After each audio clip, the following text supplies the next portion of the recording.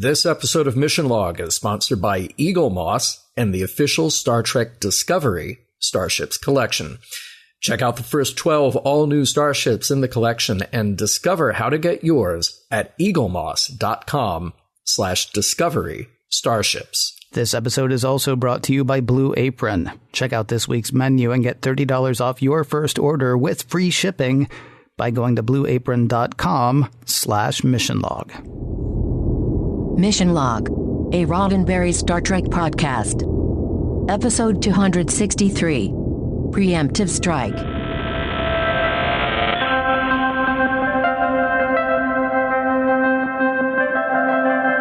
Welcome into another episode of Mission Log, a Roddenberry Star Trek podcast. I'm John Champion. And I'm Ken Ray. Each week on Mission Log, we go undercover to weed out the most intricate nuances of Star Trek in a search for the morals, meanings, and messages in each and every story. This week, Preemptive Strike, the one where Ensign Ro is now Lieutenant Ro, and Picard isn't quite sure if she can be trusted. Plus, Riker gets to go undercover as Bajoran with that nice earring to offset his beard. Not the first time he's been undercover with Ro. Hello! Whoa! Whoa! Doctor! Whoa! I think we still get to keep our family rating with that. I hope so. I've got trivia coming up in just a moment, but first, a word from Eagle Moss and the official Star Trek Discovery Starships collection. Have you heard of this Discovery show that people are talking about, John? I have a passing familiarity. Yeah. It's a show. It's apparently a Star Trek show, and it's back from hiatus as we record this. Now, time to coincide with its return. Eagle Moss wants to give Mission Log listeners a chance to check out the great big Discovery ships in the Eagle Moss collection. Well, you've heard us talk about the Shenzhou and the Discovery, but a lot more ships are joining the fleet. 7 Federation ships are on the way, including the USS Kerala, the Jaeger, and the Europa, as well as 5 Klingon vessels, including the reimagined Klingon Bird of Prey and the Koch. How's my pronunciation there? The Koch class destroyer. It's not bad. I think the Koch was captained by Call, if memory serves. I was thinking that too. I'm not 100% certain, though. Here's what you'll see when you visit eaglemoss.com/discovery starships. They have renderings there that serve as the basis for the die-cast models themselves, painstakingly reproduced, as always, under the supervision of Star Trek expert Ben Robinson. Now, these are officially authorized by CBS Studios. They're about 8 to 10 inches long from bow to stern. They're hand-painted. They're rich in detail. I am here to tell you, 12-year-old you would have traded so much for these ships. Wait, Ken, have you forgotten about the magazines and the stands? No, I have not, because I know you love the stands, John, and so I was leaving those for you. Please tell people, do these come with stands? I love the stands. So, subscribers will get their first ship, the USS Shenzhou NCC 1227, for only $9.95 with free shipping. Additional models, including the iconic USS Discovery NCC 1031, will then ship monthly for the special subscribers price of only $44.95 each. That's 20% off the standard retail price, also with free shipping. Now, people who want to pick and choose their ships can do that. For that, you go to shop.eaglemoss.com or check your local comic shop, actually. You're going to pay about $10 more there, but saving money isn't the only reason to subscribe. Subscribers get free gifts worth over $100 during their subscription, and of course, you can cancel your subscription at any time. So, to subscribe, eaglemoss.com/discovery starships. To buy individually, shop.eaglemoss.com. And a huge thanks to Eagle Moss for sponsoring this week's show. John's got trivia coming up in a moment, but first, I want to tell you how to get in touch with us. Mission Log Pod is the address to find us on Facebook, Skype, and Twitter. If you'd like to leave us a voicemail, we would love to hear your voice. 323-522-5641 is the phone number to call. 323-522-5641. Our email address is missionlog@roddenberry.com. Our show website, including discovered documents, is at missionlogpodcast.com. And please do remember, we may use your comments on an upcoming episode of Mission Log. Let's see. 6 more times for trivia involving Next Gen, but only 2 more times for trivia and the Next Generation television series. For the next to the last time, as seen on TV, won't you please hit us with the trivia, Mr. Champion? Today's episode, Preemptive Strike. Now, the story is by Naren Shankar. Recently for us, he got the writing credit on Homeward, and this is the last of his next-gen credits. He'll make a couple of more Trek contributions coming up, though, on Deep Space Nine and Voyager. The script credit goes to Renee Echeverria. And likewise, this is Renee's last script for Next Gen. He most recently penned Firstborn in our coverage. He spent a lot more time over at Deep Space Nine, starting with Season 3, which will take him all the way up to their penultimate episode as well. Now, originally, this episode was titled The Good Fight, but it was too close to the name of the finale, so it was changed kind of at the last minute. At least one retrospective article, this one from TV Guide, used the original name in print. So it is out there as The Good Fight in at least one place. This episode was directed by Patrick Stewart. Remember this guy? He directed a total of 5 next-gen episodes. Those are his only directing credits. And by the way, those other 4 next-gen episodes, you may remember, Ken, were really data-heavy episodes. Interesting that in this one takes a big turn. Not a lot of data, not a lot of the other characters in the show. It's a heavy Ro episode with a bit of Captain Picard in there as well. We have 2 deleted scenes. There's dialogue between Ro and Santos, a little more of Ro talking about her past experiences. And then we have an extension of the scene between Ro and Picard in the observation lounge. She's getting a little more detail from Picard about the mission.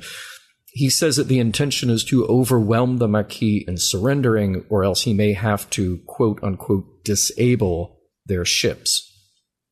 Hey, welcome back to an old favorite prop, Ken. It's the old standby, the Veron T Disruptor.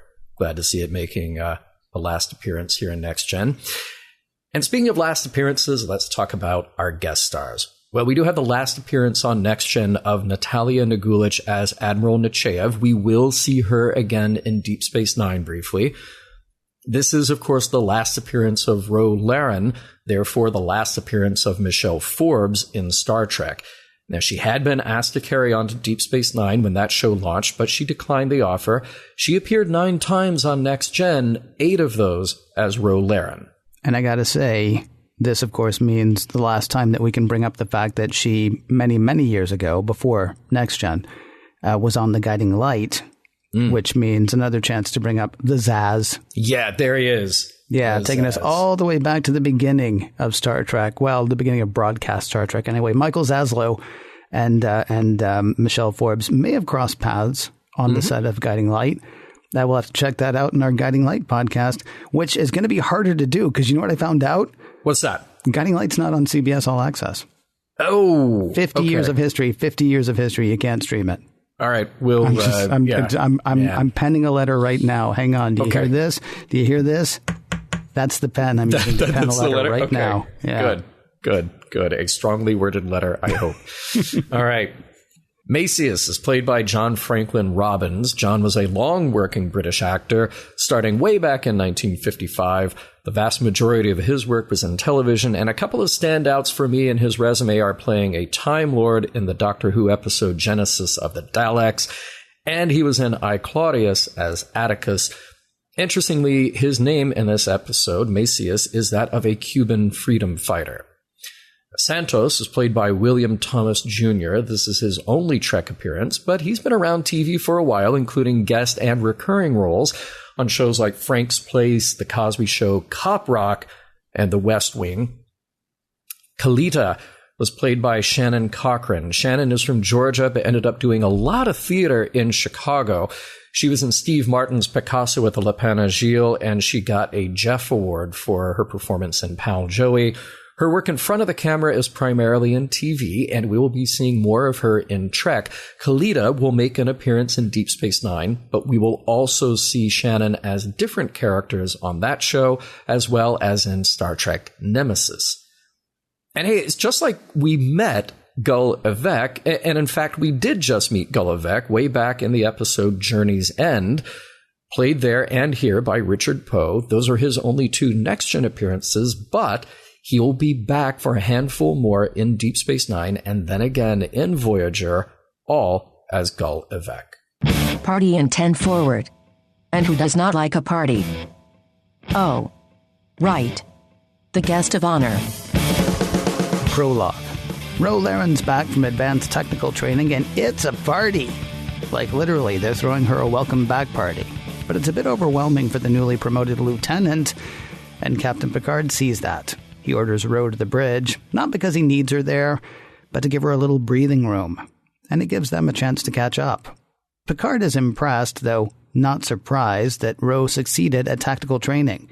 Ro, meanwhile, is grateful for the faith Picard has shown in her. If not for him, her life would be quite different. This reunion interrupted by a distress call from a Cardassian ship near the demilitarized zone. The ship is under attack by, wait for it, a bunch of small Federation ships. Act 1.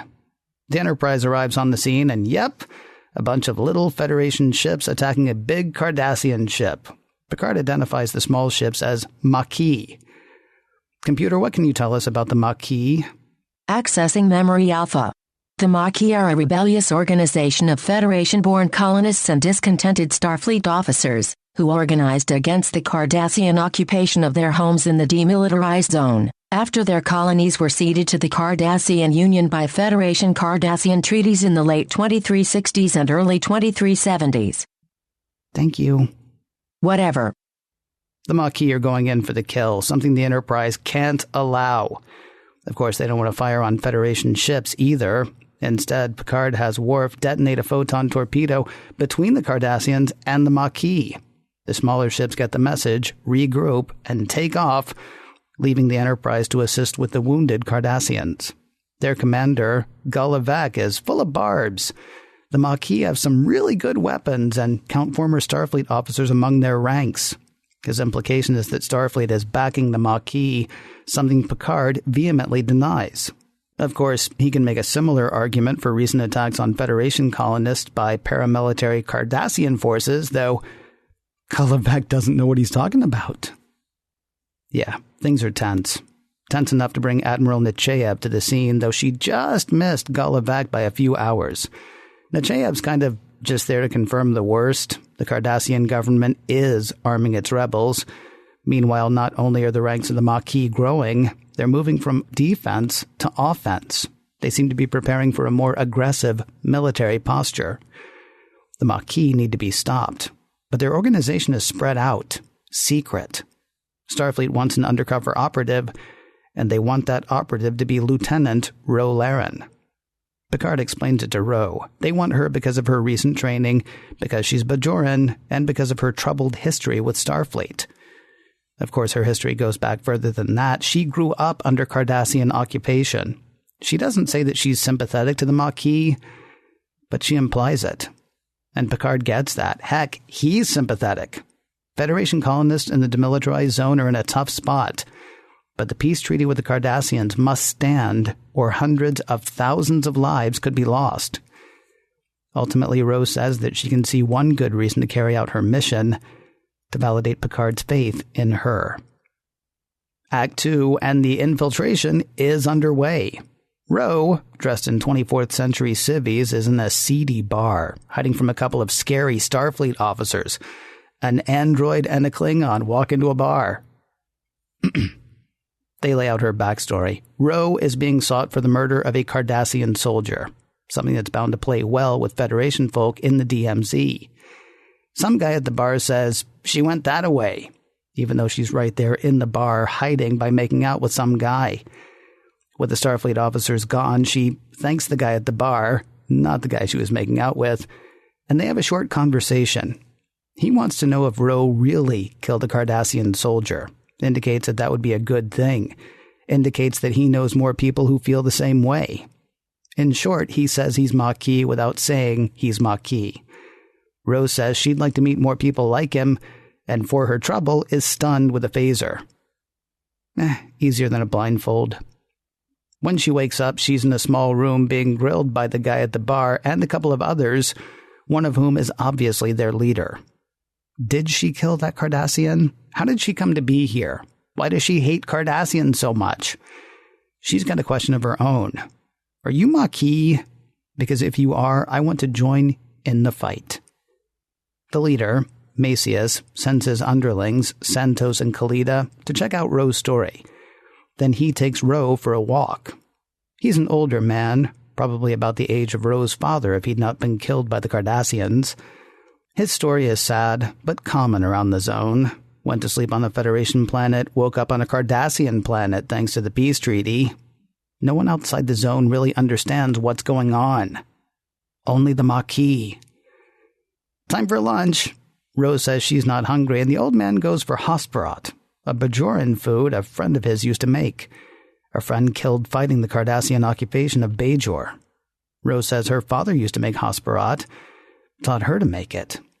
At his request, Rose says she would be happy to make it for Maquis. Santos and Kalita return with good news. Ro's story checks out. Maquis says he knew it would.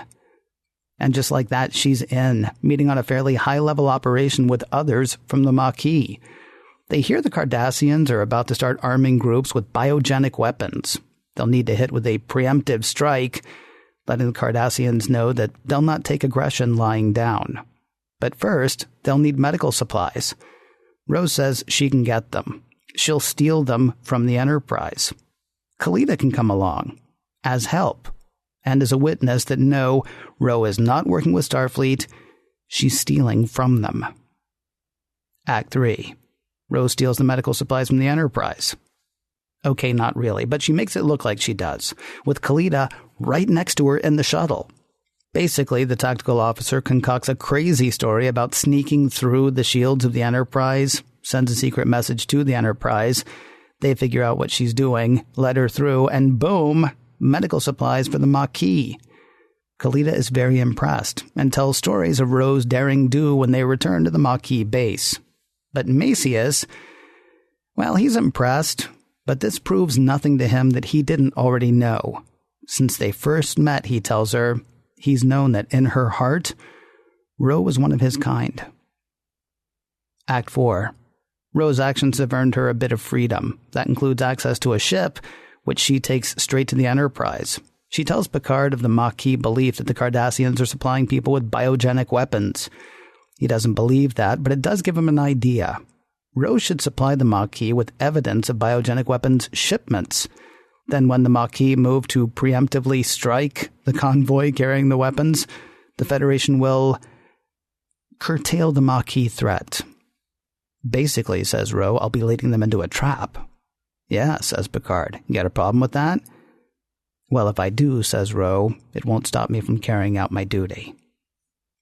Back with the Maquis, Maquis and his people take the bait. But the convoy will be too big for them alone.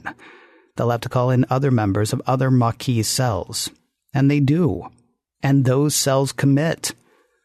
Maquis brings the good news to Ro and talks of the celebration they'll have once the Cardassians realize that they can't win, that the Maquis will not be moved.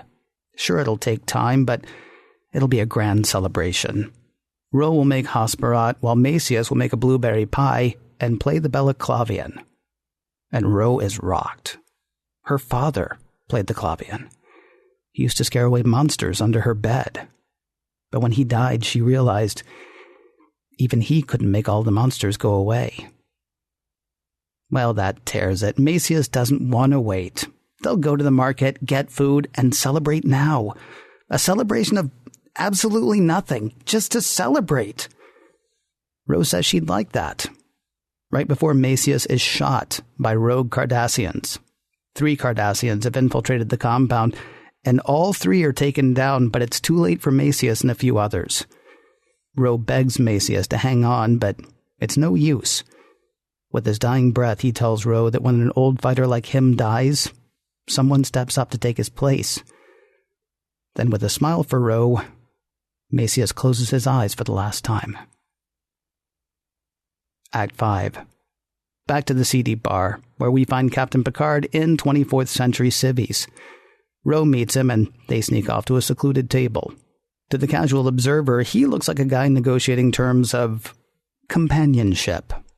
Really, though, they're talking over plans. Ro says they have to cancel the mission. The Maquis didn't go for the bait. But this is a lie, and Picard knows it. The truth is, she's having misgivings. She says she doesn't want to let Picard down, but he says it's not about him. It's about her. If she backs out now, her career is over. He could have her brought before a board of inquiry for the lie that she just told him, and he will have her court-martialed if she sabotages this mission going forward. She says she'll carry out her orders, though Picard thinks she needs backup now. She'll take Riker back with her, posing as a relative, eager to join the fight. In the end, though, she can't do it. She won't. Just as the Maquis are poised to attack, she pulls a phaser on Riker, saying she can't let this happen. Instead, she reveals the presence of the Starfleet ships waiting hidden from the Maquis. They abort the mission, though Ro's ship is still headed toward the Enterprise. Picard orders her arrested when she arrives, but that's not going to happen. Ro is beamed to another of the Maquis ships, though before she beams out, she explains to Riker. It's been a long time since she really felt like she belonged somewhere. Also, she asks Riker to tell Picard that she's sorry. Back on the Enterprise, Riker relays the message to a Picard who seems as hurt and angry as any Picard we've ever seen. The end. Man, there's so much heavy stuff in this episode. Yeah. Unfortunately, this is not the segment where we deal with that. Yeah. So I'm going to kick things off in this segment by saying that at the opening of the show, that is a really boring buffet. Well, you didn't get a good shot of it, though. That's the thing. Like when Beverly said, or I can't remember who it was, Beverly or Troy, one of them said, "Oh, that's real." Yeah, Troy points out the Bajoran thing. Yeah. Yeah, I couldn't tell if she was pointing to food or to the centerpiece. It looked like the centerpiece. It looked like we were supposed to look at that plant. Which may have been the food. Yeah, could have been. But the only other things there were like just a fruit platter, and that was it. I mean, because look, I think Worf was there, and I've seen Worf eat, and he's got like the turkey leg and the octopus and all that other stuff. And I'm just saying, they can replicate anything. Yes. Had Worf actually eyed the centerpiece, he might have just picked the whole thing up and eat it. Oh, that would have been awesome. Yeah. I want to see that. There was a line in here where Gulliver says to Picard that the Maquis were using photon torpedoes. They came at us with photon torpedoes and Type 8 phasers, and I was so ready. Type 8? Yes, I was so ready for an indignant Picard response. Type 8? Type 8, that's like 1 up from Type 7. Yes. And oh my gosh, that's like 2 up from Type 6. Yeah. He missed something must be done. Something must be done. Totally missed an opportunity there. Yeah. Very nice to see the return of Admiral Nechayev. And I really prefer this kind of thing to the Admiral of the Week. It's nice to have an ongoing relationship with this character. But the only criticism I have of that scene is a really weird teapot. And I get it that it's a space teapot. Yeah. But just from a practical point of view, those divots in the side, they leave a lot of empty space that should be reserved for tea.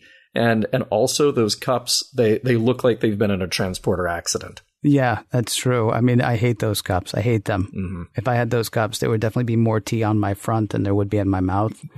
Right. Yeah. The thing about the teapot, though, is I'm not sure why it upsets you so much because, it's a little teapot, short and stout. And stout, yeah. It's got a handle. It's got a spout. It pretty much does exactly what it's supposed to do. To your point really quickly, though, about Admiral Nechayev, you're right. It is great to not just have Admiral of the Week. Yeah. And I think really last 7 episodes of the last season of the show you're doing, great time to introduce continuity in the command structure. Oh, yeah. Brilliant. It's brilliant. Fantastic. Yeah. Glad they figured that out. Yeah. Good times. Mm-hmm. Look, here's just a minor thing. And I know that it's a TV show and I know it's not real. And I know that the script is really just there to serve the story. But I love in a hilarious way, Ro walking into the bar, followed by Worf and Data 10 seconds later, asking if anyone has seen her and then not looking. Yeah. That's just, we condense so much into like 5 lines of dialogue. Yes, although it does give us the chance to say an android and a Klingon walk into a bar. So it does. Cool. It does, yeah. A little disappointed. You do a fine job with trivia every week. You do a fine job. But you didn't mention in trivia who played Joe Dirt, the alien that rode past on her way into the bar. Seriously, that guy won the Intergalactic Mullet Championship for literally every year he entered. I'm sure of that. Because that was... so good. That was like a little business in the front, serious party in the back. I will say there is a problem with her infiltration story, and this is a tiny bit more serious. In which system would the Cardassians be like, somebody killed one of our guys? Well, we'll have to do something about that at some point. Right. I mean, she shows up and says, yeah, I killed the Cardassian soldier. Or, Starfleet shows up and says, she killed the Cardassian soldier. And if that had actually happened, everybody in that bar would already know that there was a dead Cardassian soldier because that bar would have been burned to the ground. Oh, yeah. Yeah, pretty much. Yeah. But I go back to my kind of problem with that scene, and not a serious problem, but, just it's so perfect that Data is given that line to spell out exactly what everybody in the bar is supposed to know. We're looking for a Bajoran woman. She killed a Cardassian soldier. Remember that. Remember I just said that. Right. Okay. Right. Really? You haven't seen her? The Bajoran woman who killed the Cardassian soldier? None of you have seen the murderer of the Cardassian? Well, bye. Yeah. Yeah. Okay. So you're a foodie. Yeah, a little bit. You're a food nut. Yeah. You're a food guy. Yeah. I figured that this would be right up your alley. The Hasperat. Yeah. Or Hasperat, depending on which part of Bajor you're from, apparently. Right. The Hasperat sounds amazing. When they're talking about it, I'd say, and I'm guessing maybe some ginger, maybe a bit of horseradish. I don't know, except brine as well. There's also a brine. So maybe it's like a horseradish salt. I can't really say. Sounds absolutely incredible. Looks exactly like a veggie wrap. Yes. Yes. And then when she's going on about it, I kept like just replacing those words like, my father made amazing veggie wraps. Right. The best veggie wraps you'll ever eat. Like, yes. You'll make veggie wraps for me and I'll make something that actually takes work, like a pie. And then, and we'll dance because, why not? Yeah. I was wondering what part of it her father actually made. Was it the tortilla, maybe / lavash bread that they're using? Right. Was it the cream cheese spread inside? What was it? Yeah. And what part of that would actually make your eyes water? Well, what part of it that you make would make your eyes water? Because look, there's stuff that grows in the ground that'll, put hair on your chest or take it off, depending on, which way you're applying it. Sure. So, I mean, whatever that green thing is could actually burn, right? Sure. But her dad's not making that green thing. That's lettuce. Yeah, exactly. It's lettuce. And her dad's not making lettuce unless we're speaking slang for money, in which case her dad's not making that either. But, know.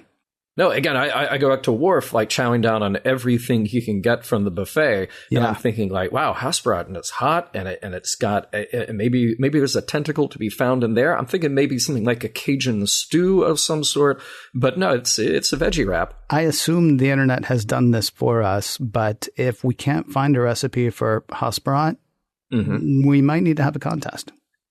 Oh, I think that's a good idea. No, and I will tell you that the first time I watched this episode for our purposes here, I then wanted a veggie wrap. I did. I would have settled for a burrito. Yeah, sure. But that's fine. A burrito would work. No question. Big moment of drama. I only have 20 seconds to put in the right password. There, I put in the right password. That is drama right there. It was very Rocky Jones. I watch, I think I've talked about this before. I don't watch Rocky Jones, but I watch Mystery Science Theater 3000, which has Rocky Jones. And a lot of times they'll be like, they're coming alongside us. And then you just sit there on them and then they'll jar themselves. Yeah. Like original Star Trek, now that I mention it. And then they're like, oh, they came alongside us. It's like, okay, yeah. You kind of tell them rather than showing there. But exactly. I understand. Times are tight. Now, why does the Enterprise shield have a weak point? And why could you pass a ship through it?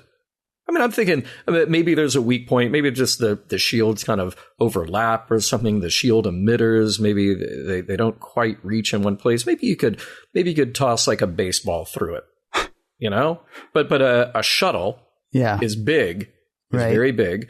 And I kept thinking, you know, they're on the bridge. They're describing this again, that there might be a ship creeping up on us. You could literally just go look out a window. That's true. You could just walk behind the bridge, and because there are literally dozens of windows on the Enterprise. I'm going to say there's at least 47 windows on the Enterprise. And somebody, you don't have to leave the bridge. You could radio somebody. You could use a communicator and go, hey, somebody in the back, could you go look out a window? We actually found out recently that there are crew people stationed in the warp nacelles. Right. Yeah. Just call one of them. Like, look out to you. Which side are you on? Okay, look the other way. Right. And tell me if you see anybody. But if it's anybody you know, just don't let on. Look casual. Look casual. Right. Yeah. Let's see. Oh, we got a Packlet shout out. Let's get another one of those. Only seen them once, but now we've had a couple of shout outs here. Again, building that consistency as we just barrel toward the end of the series. I'm expecting a big comeback for them between now and next week's episode. Okay, good. Let me know what happens. Yeah. You got it. There was a line that I really liked. Macias describing Tarot is, we're just going to celebrate to celebrate. Look, I know that we're not at the morals, meanings, messages part of our show yet, but I love this bit of wisdom, and I wanted to park it here because I think it's maybe not the takeaway message of this episode, but it was a nice little moment. And, it is.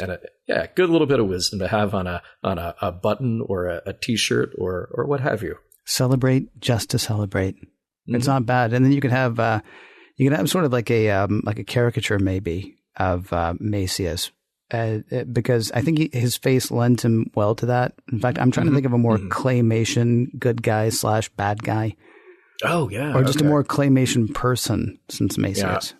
I think he actually reminded me of Jimmy Durante from the Frosty the Snowman cartoon, which was a cartoon, not claymation.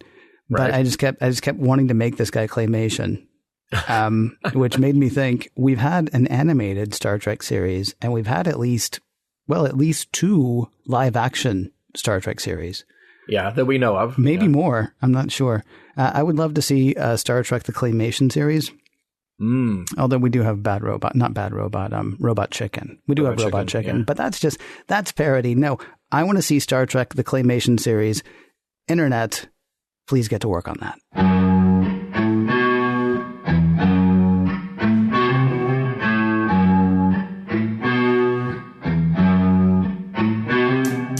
Seriously, who thought a party for Laren would be a good idea? It is not that she did not deserve a party, but who actually thought she would enjoy one.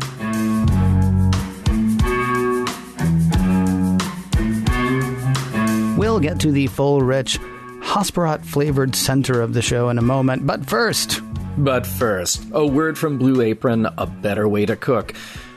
Now, when you hear the care that Blue Apron takes with sourcing its ingredients, with changing up recipes, with delivering food directly to you, you might think that Blue Apron is expensive. Not really. I mean, if you're eating off the dollar menu every night, then yes, it's expensive. Otherwise, it's actually really affordable. Yeah. For less than $10 per person per meal, Blue Apron delivers seasonal recipes along with pre-proportioned ingredients to make delicious home-cooked meals. You'll be making things that you didn't know you could make. In fact, John, I got to ask, we've got recipes coming up from Blue Apron. Can I please make the nummy sounds this time? Ooh, okay. All right, this time, yes. All right, are you ready? Here's the dramatic reading of a few of the recipes this month. Whole30 approved seared steaks and warm lemon salsa verde with roasted broccoli and sweet potato. Whole30 approved chicken and kale orange salad with spicy tahini dressing. Spicy pork and Korean rice cakes with baby bok choy. Vegetable fried rice with togarashi peanuts. So it's all sounding great. And you might have heard me mention those first 2 are Whole30 approved. Well, For 8 weeks, and that ends at the end of February 2018, Blue Apron is teaming with Whole30 to bring you delicious recipes.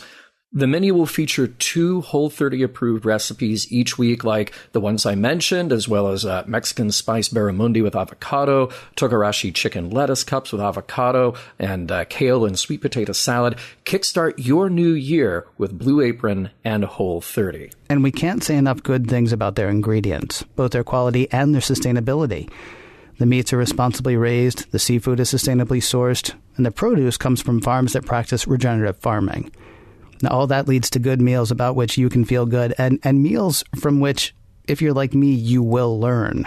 There's a ton of stuff. Ginger. I would see ginger in the grocery store and think, what is that, and why would anybody want it? And then, and I know like ginger snaps, right? And I know like ginger candy, but I don't know about cooking with ginger. Or I didn't know about cooking with ginger until Blue Apron. And then, they sent me just as much as I needed. I did everything I was supposed to do with that. And now I'll go through and pick out a ginger root. Not too big, not too small. Basically what I'm saying is cooking with Blue Apron has helped me up my cooking game. Nice. Well, you can check out this week's menu and get $30 off your first order with free shipping by going to blueapron.com/missionlog. You will love how good it feels and tastes to create incredible home-cooked meals with Blue Apron. So don't wait. That's blueapron.com/missionlog. Blue Apron, a better way to cook. And a huge thanks to Blue Apron for sponsoring this week's show. Ken, we mentioned toward the end of our previous segment that Star Trek The Next Generation is just doing a bang-up job of continuity. Yeah. Now. So, but it is really impressive that the problems that we encountered with the Native American colony in Journey's End, that they were actually seeing political repercussions of the decisions made on that show, that everything is tying in here with the Cardassians and that demilitarized zone.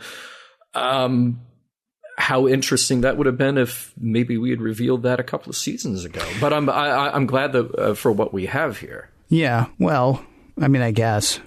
I mean, it's how soon are you going to go to continuity? That's the thing. I mean, you and I talked a while ago. I guess it was around the time of Family. Around the time of Gene Roddenberry's passing, when the reins were firmly handed over to a whole crew of new people, we're going to start to see a change in Star Trek storytelling at that point. Now, it didn't come as quickly to Next Gen as it came other places. Right. I will say, because we're not watching Deep Space Nine yet, I'm assuming that stuff that's happened in Deep Space Nine is sort of spilling over into this, right? The Cardassian War, as far as anybody watching Next Gen goes, pretty much just like ended. Yeah. Didn't actually start. It just kind of stopped. And now we have all these repercussions. I'm assuming that we're missing something or we're not yet to something that maybe would have informed this a bit more. Sure. Yeah, but this little taste of it that we got, it's nice it's nice that we have a Cardassian back who we actually know from that previous episode, instead of just literally every time you have an alien, it's just going to be a different actor as an alien. Yeah, they just got tired of new admirals and new Cardassians. They're like, you know what? We still have the makeup from the other guy, right? Just bring back Gullivac, and Nechayev's suit still hanging around here somewhere. So Yeah, continuity. We'll call it continuity is what we'll call it. Or we'll call it Shirley. Now, there is something that is wonderful in this episode about the relationship between Picard and Ro. And by the way, not just that, because I think this maybe bears a little bit of discussion, that rather interesting cover that they're using in the bar when he finally comes to meet her, which I don't understand why he would go to meet her. I don't think he necessarily has to do that, but it is very dramatic, that scene that they have. Oh, I can't imagine that she's radioing in that frequently at this point. I think he did have to go meet her, because I mean, what's the term? It's a bad term. I don't know if it's a bad term. She's gone native at this point. Mm-hmm. I mean, she is somebody who's been sent to infiltrate. She's been sent to spy, and now she's been sent to lay a trap. And suddenly we're not hearing from her. And the last time we did hear from her, while she said she was still on program, she was definitely expressing misgivings. I think Picard had to go because who else can go? But I don't think she's following protocol at this point. See, I was wondering if it had to be Picard. Picard is the captain. Yes. And this is a dangerous place. And for all we know, he's down there alone. Mm-hmm. Yeah, again, it serves the drama of the story, but what it really serves is that they have this build and these many layers to their relationship in this story. I love when she first boards and he's looking out for her and he does something we have really never seen him do, which is to lie to get a friend out of a jam. It's such a nice moment to see him crossing way in the background. She gets the radio call, hey, I need to see you on the bridge. And he's just standing there outside the door. What a great moment that seemed like a real camaraderie. Yeah. And further down the road, when she comes back to the Enterprise, also a dangerous thing to do, but she comes back to the Enterprise. They had this genuine closeness, even when they talk about the mission. Mm-hmm. I just thought all of this was such good stuff. And then what an interesting choice to play their scene in the bar as this seduction / negotiation for, as you say, companionship, mm-hmm. To serve as a contrast to the seriousness of the mission. And yet there's an incredible, I almost feel like this should be in the next segment, but there's an incredible, I was going to say the way that was directed, but it was Patrick Stewart directing. So the choices that he made, both as an actor and as director here, when they have their foreheads together, that's a very intimate way for two people to be. Mm-hmm. And yet they're saying some of the hardest stuff that they could possibly say to each other while they are that close, while they're physically as close as they've probably ever been. Yeah. He's saying to her, if you screw this up, I will bury you. Yeah. Right. There's a real sadness there to the whole thing. There's a real sadness, but at the same time, there's a real. This is a crazy thing to liken it to, because I don't think there are many amazing dramatic moments in the movie Batman Returns. I'm talking about the second one by Tim Burton. Right, the second one by Tim Burton with Michelle Pfeiffer and Michael Keaton, when they're on the dance floor and they're falling in love with each other as Bruce Wayne and Selena Kyle. But then while they're on the dance floor as Bruce Wayne and Selena Kyle, they realize that they are standing there, these people who are, trying to get closer.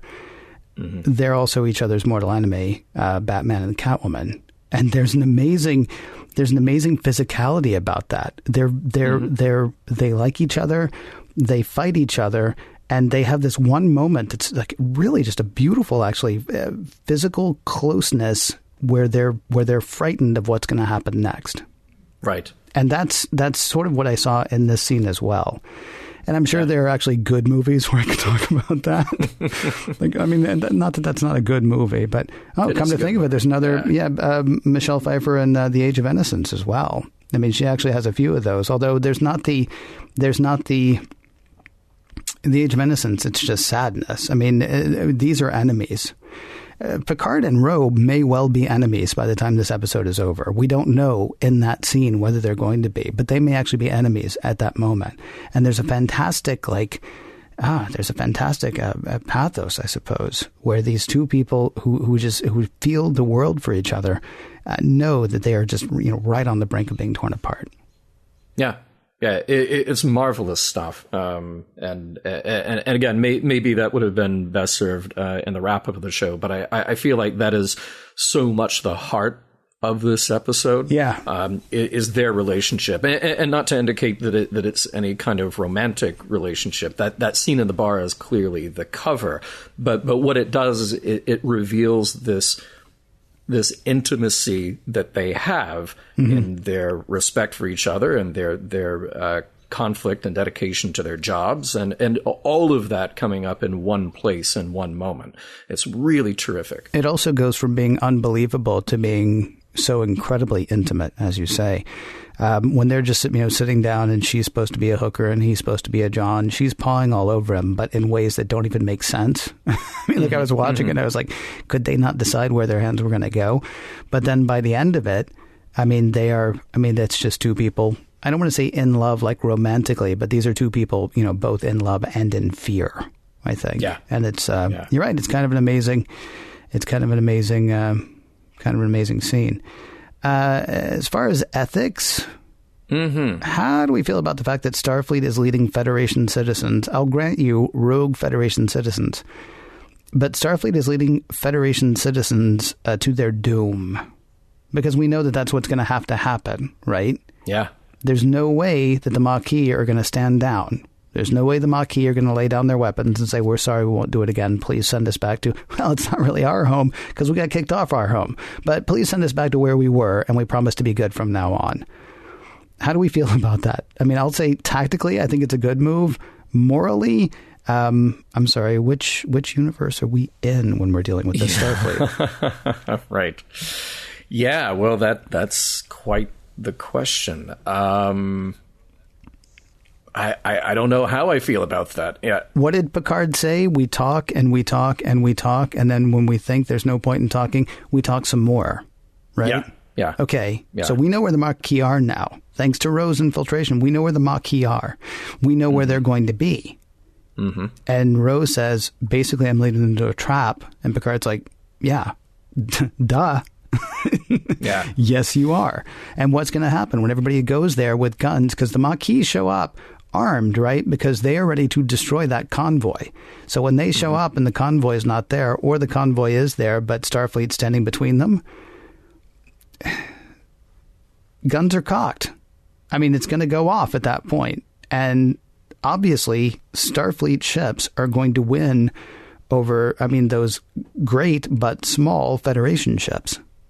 Yeah, I wish that they had left in those few lines that are in the deleted scene where Picard says to Ro, I will be forced to disable their ships. That's just another way of saying kill them.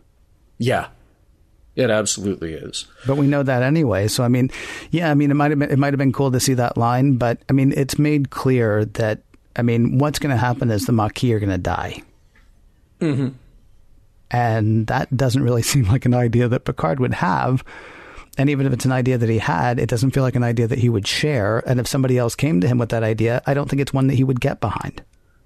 No. Well, you would hope not. At least not the Picard that we've seen up until now. But unless we're doing like sort of a bloody version of the needs of the many outweigh the needs of the few, which is possible as well. You kill, 150 Maquis to keep hundreds of thousands of people from dying. Okay, on paper, that sounds great, but you're still setting them up to die. Yeah. And like you said, you're setting up Federation citizens, or at least rogue Federation citizens, for exactly that. Well, Picard's not going to do that with anybody, though. Picard, not in this episode. Yeah, another Picard from the 100 whatever other episodes we've seen is never going to let anybody do that. If Gul Evek said, yes, we know about these rogue Cardassians, and so what we're going to do is something we call triangulation. I'm going to be behind this moon over there, and those other Cardassians are going to be over there, and then we're going to get these bad Cardassians like right in the middle, and we're going to vaporize them. Picard would warn those Cardassians, even if they were coming to destroy a Federation outpost, because there's no way Picard's going to be okay with that, except in this episode. Yeah. Okay. So, yeah, it is incredibly complicated stuff. And then, so look, there's the other kind of ethical dilemma here. And I guess the thing that's jarring is that we don't really see Picard grapple with that ethical dilemma. We see him take the order and decide, here's our course of action. And we don't really have a moment of him saying to Nechayev or anybody else, like, as you just described, okay, we're potentially killing off people who were part of the Federation. Right. We're going after our own people. We don't have that moment. And we're not even going after our own people. We're leading them into a trap. We're lying to them about what's available to them. And then once they get here, we're going to kill them. We're going to give them a chance to not be killed. Mm-hmm. But if it comes to it, that's what they're going to have to do. Yeah. Yeah. Yeah, I don't have anything else to add to that, because that lays it out. No, I mean that lays it out. And maybe I'm wrong. Like I said, we don't. I mean, there's the one thing. Maybe I'm wrong. Maybe, they get there. Maybe add another 5 minutes to the show, and they get there, and the Enterprise says, stand down, and the Maquis say no, and then they go to fire. But Data and Geordi have teched the tech somehow where they can't fire. And so then we've just led the Maquis to prison instead. I'm not sure how much better that is. No. But, I mean, maybe it's something. Maybe we can assume that, no, they wouldn't actually have killed them, although it really looks like that's where it's headed. Yeah. No, I agree with you. And because the episode did not end that way, what we do end up with is Ro deciding to ditch Starfleet, and rather than face a court-martial, she goes off to join the Maquis. And that then is the central ethical dilemma of the show. This episode is her story. And we're left with a question about if what she's doing is right. And I put that in quotes because I don't mean, is it right to aim a phaser at Riker? I think clearly that's wrong. But I do mean, is it right to leave her duties and career in Starfleet in order to join a faction that is maybe arguably morally right, but carrying out horrible actions? They have a legitimate political point, but they're carrying things out in a terrible way that go against everything that Starfleet supposedly stands for, and the things that supposedly Ro had sworn to. So I think we can definitely agree that the Federation plan has got some serious ethical holes in it. But we're left in the end to wonder, like, okay, well, who are we pulling for here? Are we pulling for Ro? Is Ro, do we dare put the word happy? Is she better off by doing this, by going there?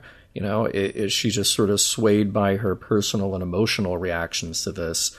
And that should override her duty and otherwise the decision that she could be making, which would be to carry out her duty, enjoy the protection of the Federation and the comforts of her job, and maybe these other people get killed at the end of the day, but in the interest of saving hundreds of thousands of others.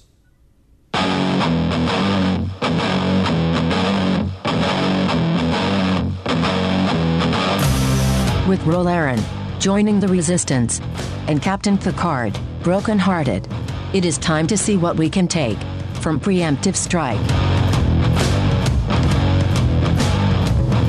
Ken, we've reached nearly the end of the end for Next Gen. Yeah, we're almost there. But for our purposes today, we've reached at least the end of this one, the end of the penultimate episode of Next Generation Preemptive Strike. And we're going to wrap it up here to ask what were the messages and what were the morals. But before we get to that, we need to ask if the episode holds up. So I ask you, Ken, does the episode hold up? I think so. I think it depends on how you're asking the question, though, right? This reminds me of A Private Little War. A Private Little War, for people who don't remember, was an original series episode where we go to a planet and we find out that some people who live on the planet have weapons that are more advanced than it seems like they should have based on their technological ability. And it turns out the Klingons have taught those people how to make weapons. And so then we start arming the other side of the people on the planet, the people who are just having their clocks cleaned because, the other side all of a sudden has amazing weapons. And so we start arming the other people on the planet. And then they start arming the other people on the planet, the Klingons do, with greater weapons, and we do the same thing. And it was sort of like an analogy for, it was analog to what was going on in Vietnam at the time. And what you and I found fascinating about that episode was, generally speaking, Star Trek gives you an answer. Generally speaking, Star Trek gives you a way out. There's like, okay, well, yeah, it's stupid that we're racist, but just stop being racist. Right? Or something like that. And Next Gen does the same thing. Well, it's stupid to be addicted to drugs, but here's an idea. Don't be. Okay, well, yeah, thanks. Yeah. I guess I'm pretty sure it's just that easy. But generally speaking, it gives us a way to go. And this episode, as you pointed out, just, kind of left us with a big hairy mess. Now, on the one hand, I would say that this episode holds up. Yes, absolutely, because it's incredibly well acted. It's very well written. It pulls all the heartstrings it can find and then some. I mean, it sort of does what Star Trek normally does, which is, have you sort of examine a thing and then make decisions about it, make ethical decisions about it. The thing is, I don't think there's a right answer at the end of this. And that's why it reminds me of A Private Little War, which I thought was amazing because it gave you so much to think about. I won't say I want everything to be handed to me. I do tend to like the when somebody comes out with a possible solution. And maybe it's not a solution that's going to work in the real world. But if we can aspire to, the solution that worked on Star Trek, then we can aspire to maybe do that kind of stuff in our own lives as well. And this is, at the end of this is just like, that stinks, right? Because Ro is absolutely right to go join the Maquis, and she would have been absolutely right to stay and fulfill her duty to Starfleet as well. Mm-hmm. There's no clear answer here. And so, yeah. Does the episode hold up? Yes. As an episode of Star Trek, I would still say yes, because I think we thought A Private Little War did as well, although it's a bit different because in the end, I'm still not sure whether what she did was right. I mean, what she did was what she had to do. And I don't think you could say that what she did was right, but I don't think you can say that what she did was wrong either.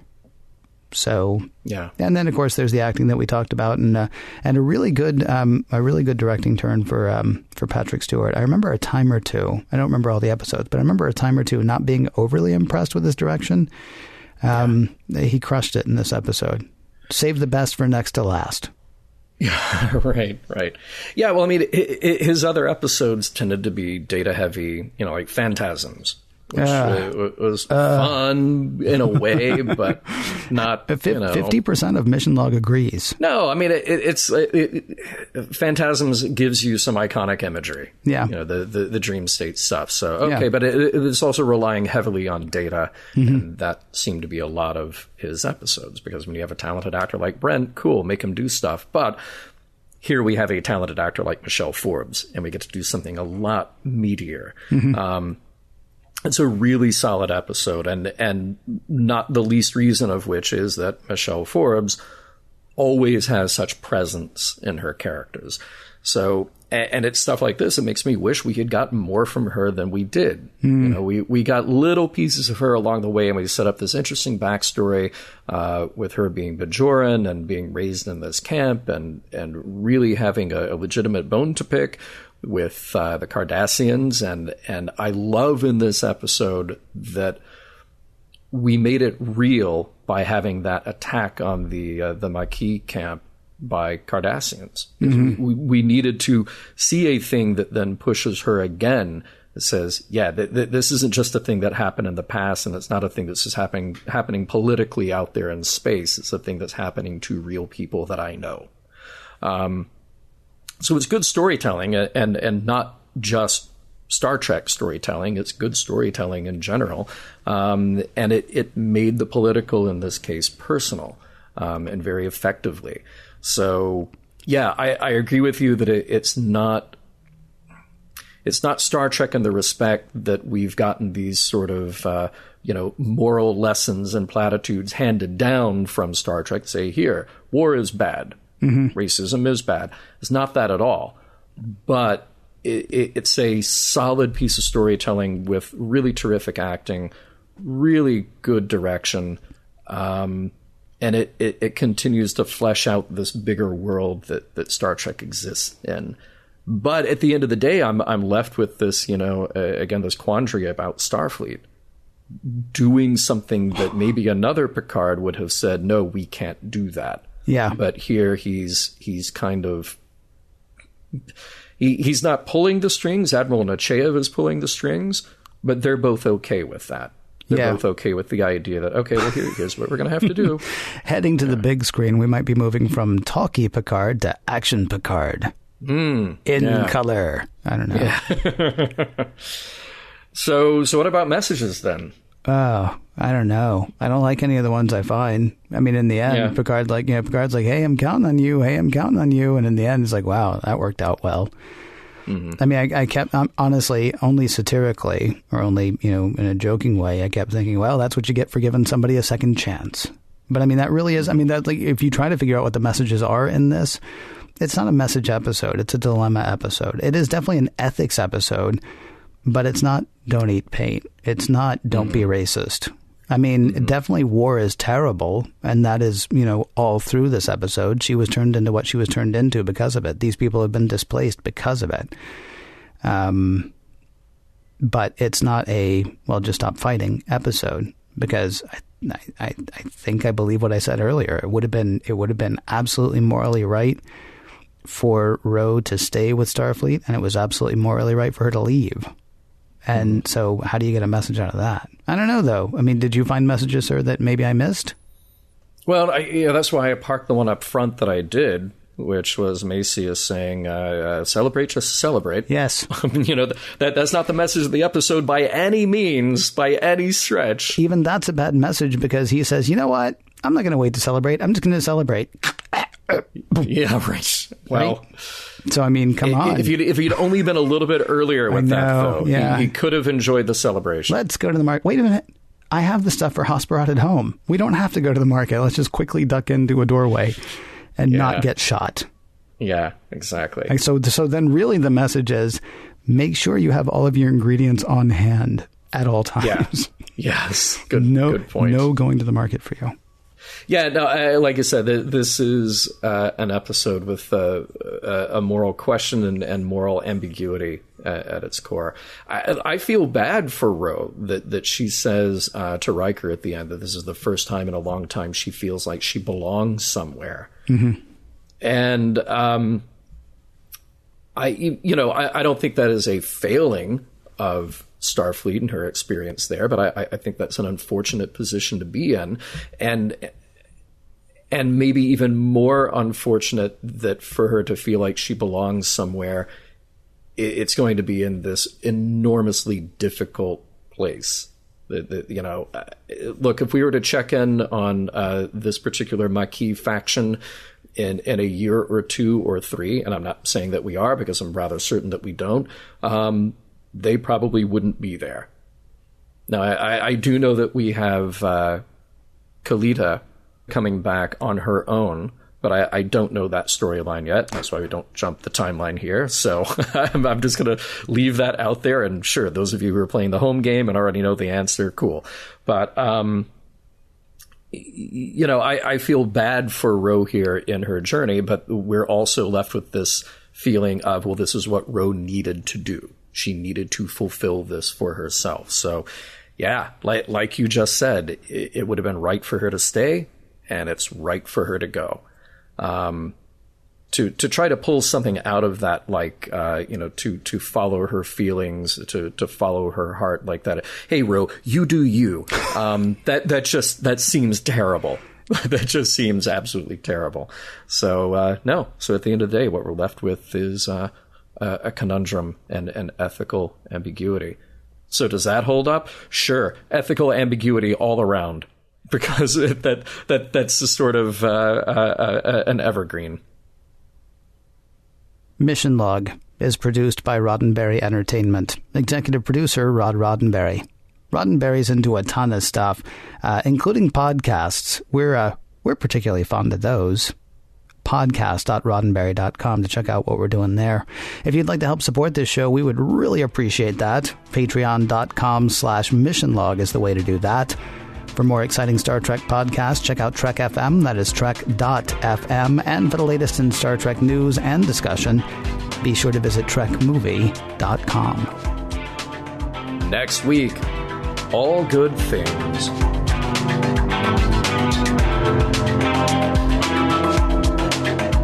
Some of the music for Mission Log provided by Warp 11, online at warp11.com, and from the album Messages by Key Theory, free to download at kitheory.com.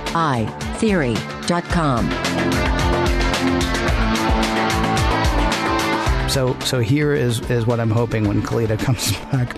Yeah, here's what I'm hoping, that she's going to come back and say, hello, my name is Kalita, and they'll have a conversation. It's like, oh, I was just talking about this the other day with my friend Laren, who is doing very well. I am glad to say to anybody within earshot, and then maybe just a knowing look at the camera, Laren is just fine. End transmission.